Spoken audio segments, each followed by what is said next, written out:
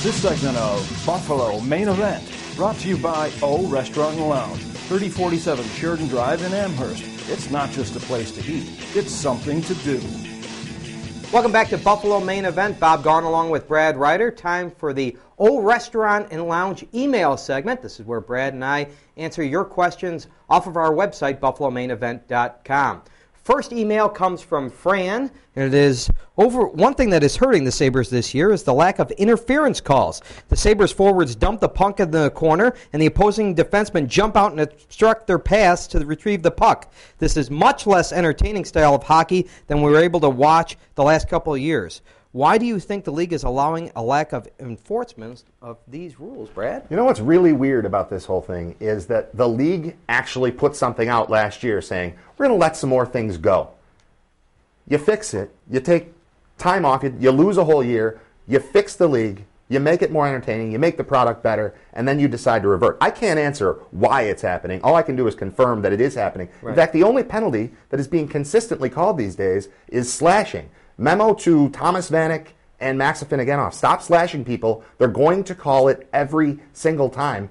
Interference is not getting called. It is hurting the Sabres. It's not. The Sabres aren't just about speed, but that's a huge part of their game. Without a doubt. And it's also what this hockey and Gary Bettman promote themselves with, right? It's the fastest game in hockey. How many times have you seen Gary Bettman say, it's the fastest game in sports, in all sports, right? Well, the fastest game means that you got to allow the people to be fast. And as soon as you obstruct, even if it's the slightest, as soon as you knock someone off their speed, it's not speed anymore, right?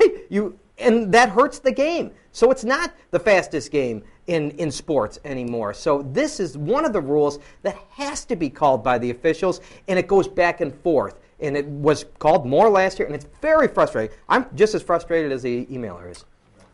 Our second email comes from Mike regarding UB. The Bulls are vastly improved, but clearly still a work in progress. How much do you think Turner Gill wants to stick around and actually achieve success before jumping ship? Well, I think that Turner Gill, if the job was right, he didn't get the Nebraska job. That one job went to Bo Pelini.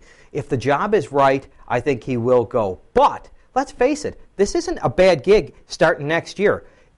They got a lot of returning starters. They've got Starks back. They've got Naaman Roosevelt back. They got Willie back. So this is going to be a pretty good team next year. I don't think it's the last thing that on Turner Gill's mind, stay here for another year and then get even a better job the following year. Because the jobs that he might be in for right now, Washington State, SMU, those are tough jobs. Coaches go there to die. So I think there's a chance that he does stay with the University of Buffalo. And the Nebraska gig was one that there's no question you pick up and run to. You got to go. He doesn't have another dream job like that that's sitting out there available to him right now. And obviously that is his ultimate dream job as he is an alum and worked there on the coaching staff. That's the place where if he gets the call, he's gone.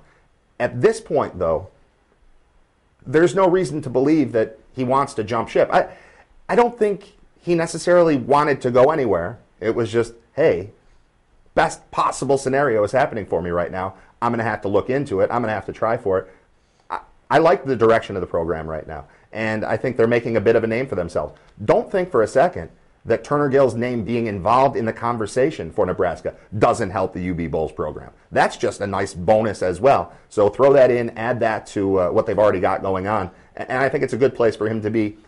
If only for one more year, then so be it. But I don't see him rushing out to get on board with Washington State or SMU.